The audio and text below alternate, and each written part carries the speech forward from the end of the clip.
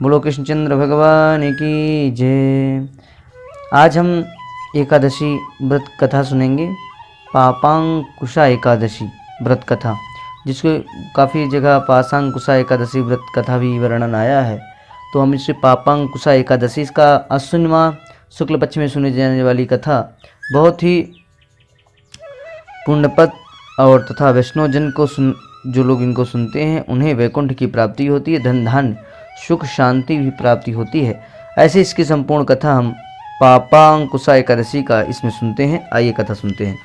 धर्मराज युधिष्ठिर ने कहा, हे यदुनाथ, आपने बहुत सारी एकादशियों का वर्णन किया। अब आप आश्विन माह के शुक्ल पक्ष की एकादशी का नाम और उसका महात्म और विधि बतलाइए।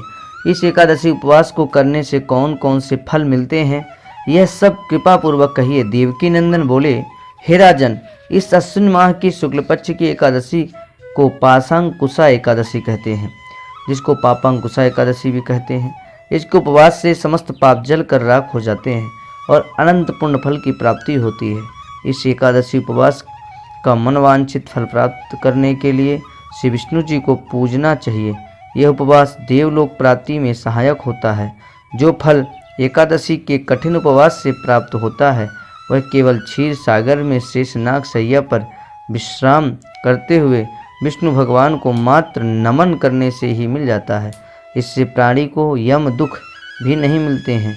जो शिव भक्त विष्णु भगवान की अथवा विष्णु भक्त शिव जी की बुराई करते हैं वे सब नरकगामी होते हैं।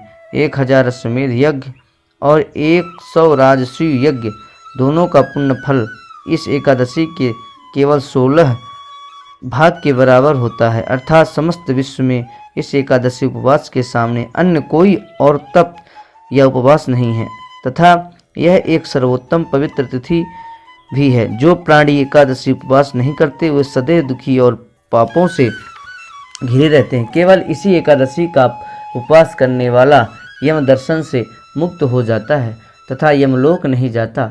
इस एकादशी उपवास के पुण्य प्रभाव से स्वस्थ शरीर, सुंदर और पतिव्रता स्त्री, अपार धन संपत्ता मिलती है।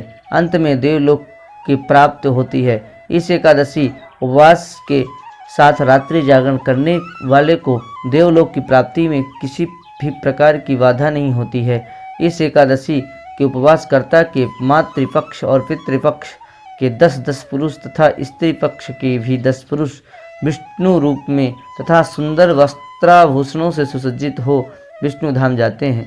अश्विन माह में शुक्ल पक्ष की पाशांकुशा एकादशी उपवास के नियम विधि अनुसार करने वाला अंत में हरिलोक प्राप्त करते हैं।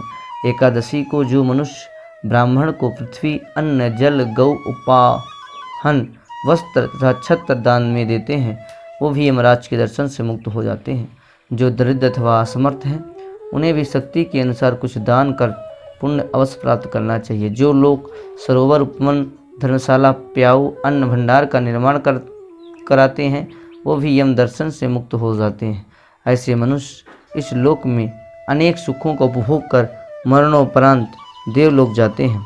भगवान श्री कृष्ण बोले, हे नरेश, इन सब का सारांश यह है कि धर्माचारी मनुष्यों को अनेक सुख मिलते हैं और जो अधर्माचारी मनुष्य होते हैं वो अनेक प्रकार के दुख को भोग कर मरणोपरांत योनि पाते हैं। इस तरह करके ये हमने आपको पापांकुशा एकादशी की व्रत की कथा सुनाई। बोलो कृष्णचंद्र भगवान की जय। आप कथा के माध्यम से सुना, आपने कमेंट में जय श्री कृष्ण लिखे।